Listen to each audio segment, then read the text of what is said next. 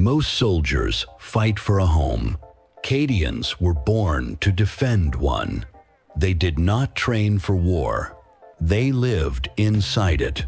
From the moment they could walk, they learned one truth above all others.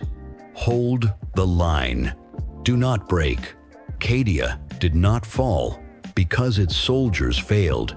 Cadia fell because the galaxy itself shattered around them. These are the Cadian Shock Troops, the standard by which all other guardsmen are judged. Welcome back to Brush and Blood, where Warhammer meets the real world. As I paint each miniature, we explore the lore, psychology, and history behind the Imperium's most iconic forces. Last time, we followed absolute authority with Morven Vahl. Today, we step down the chain of command to the soldiers who actually hold the line. I'll be painting the Kasrkin's combat patrol, and we're starting where every Imperial army truly begins, with the Cadian Shock Troops. Let's get the paint flowing. All set. Ready for duty. Cadia was not just a planet. It was a fortress. Positioned at the mouth of the Eye of Terror, Cadia stood as the first and last barrier between the Imperium and chaos. Every citizen served, every child drilled, every family understood war as a fact of life. Cadians were not elite because of superior weapons. They were elite because discipline was culture. They did not panic. They did not scatter. They did not retreat unless ordered. And even then, rarely. Why Cadians became the template when the Imperium needed a model regiment, it looked to Cadia. Because Cadians fight in formation, obey orders under fire, maintain firing discipline, adapt without breaking cohesion. Their lasguns weren't unique. Their soldiers were. When Cadia fell, its regiments did not vanish. They spread across the Imperium, and Cadia became the blueprint, lore vignette, the gate that held. When the 13th Black Crusade began, Cadian regiments manned fortress gates that had stood for 10,000 years. Walls layered with scars from older wars, gun embrasures worn smooth by centuries of recoil, kill zones memorized by heart. Chaos came in waves. Cultists first sent forward to die, to clog trenches and mark ranges. Then traitor Astartes, advancing through smoke and fire, bolters roaring. Then came things without names, shapes that bent light, voices that whispered promises and threats in the same breath. A Cadian sergeant stood in the gatehouse, vox crackling as the walls shook. He did not raise his voice. Hold until relieved. Orders were repeated, fire plans executed, casualties absorbed into the line. Minutes became hours. Relief never came. Weapons were passed backward to be reloaded by the wounded. Those who could not stand fired from the ground. Those who could not fire passed ammunition. When the gate finally collapsed, it fell inward, not from lack of defenders, but from the weight of enemy dead piled against it. The final Vox message was not a plea. Still holding, the order was never rescinded. The Cadians obeyed it to the end. Lore, vignette, Cadia stands. When Abaddon the Despoiler brought a Blackstone fortress down upon Cadia, the planet did not scream. It broke. The sky burned. Continents cracked. Hive cities collapsed into fire and ash. Cadia was dying. And still Cadians fought. Broken regiments reformed in the rubble. Sergeants took command where officers fell. Soldiers picked up unfamiliar weapons and kept firing. Some fought from trenches that no longer existed, others from streets splitting beneath their boots.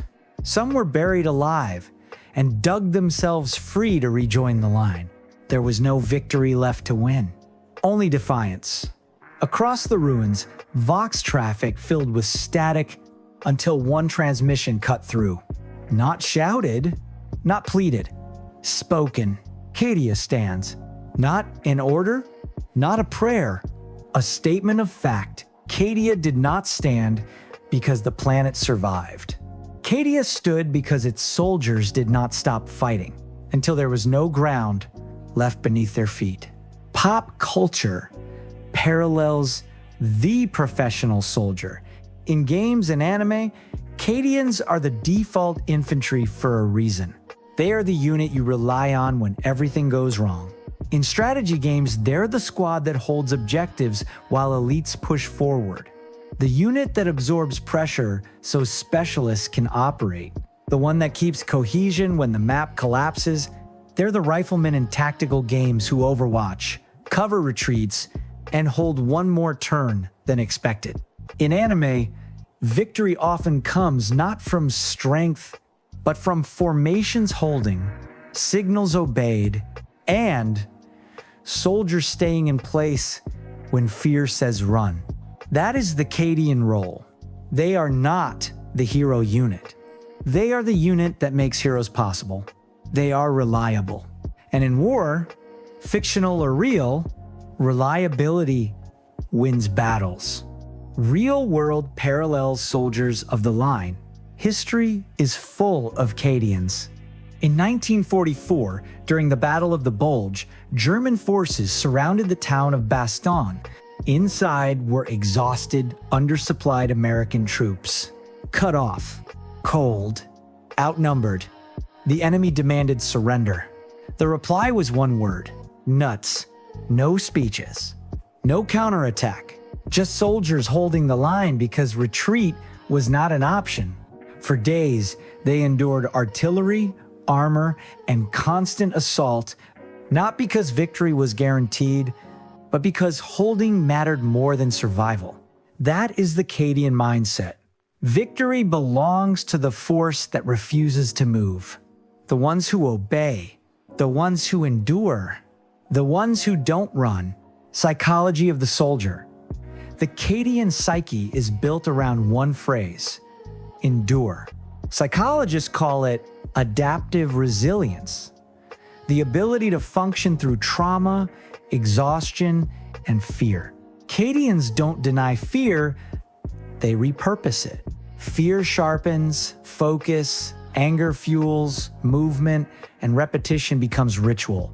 They live and fight in squads so tight-knit that identity blurs into unity. The squad becomes the self. Their survival instinct isn't individual, it's collective. That's why Cadians hold when others break. Because even when their world fell, their mindset didn't. History doesn't remember every name, but every victory was built on the backs of soldiers like these. The nameless, the tireless, the stubborn, the ones who fired until the barrel glowed, and then fixed bayonets when the ammo ran dry. It's easy to mythologize heroes. But true courage isn't found in myth. It's found in a freezing trench or a burning field where someone whispers, "If I fall, you keep firing." And here they are, the Cadian Shock Troops. Not saints, not legends, just soldiers who never broke. Fun fact, after Cadia's destruction, surviving Cadian regiments were so respected that entire Astra Militarum forces were retrained using Cadian drill manuals, firing doctrines, and command structures. Cadia fell. Its discipline didn't. Next on the painting table, I'll be working on the Kasrkin command squad, the officers, banners, and voxcasters that keep the line intact when everything else collapses. Disclaimer: some lore details may not be 100% exact. This is storytelling for fun while the paint dries. Until next time on Brush and Blood, keep your brush steady, Hold the line. The Emperor protects. Next time on Brush and Blood,